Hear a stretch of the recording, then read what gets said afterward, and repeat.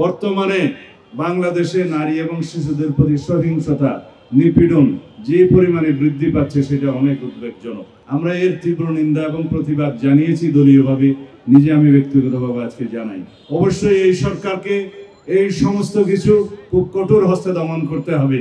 বাংলাদেশের এই নারী নির্যাতন এবং শিশু নির্যাতনের যেই উদ্বেগজনক হার বাড়ছে, সেটা যদি আমরা এখনই রুদ্ধ করে না দিতে পারি, তাহলে দেশের ভাবমূর্তি দেশে এবং বিদেশে ক্ষুণ্ণ হবে। সেই দিকটা লক্ষ্য রেখে আমি অন্তর্বর্তী সরকারের সংশ্লিষ্ট সকল কর্তৃপক্ষ, সকল আইন প্রয়োগকারী, সকল সংস্থাকে অনুরোধ করব, আপনারা সুষ্ঠু তদন্তের মাধ্যমে প্রত্যেকটি ঘটনার রহস্য উন্মোচন করুন। বাংলাদেশের পরিস্থিতি যাতে আর কোনোভাবে অস্থিতিশীল না হতে পারে এবং বাংলাদেশের ভাবমূর্তি যাতে দেশে এবং বিদেশে আর ক্ষুণ্ণ না হয়, সেই দিকটা আপনারা লক্ষ্য রাখুন। খুব কঠোর হস্তে বাংলাদেশের আইন শৃঙ্খলা পরিস্থিতি নিয়ন্ত্রণ করুন।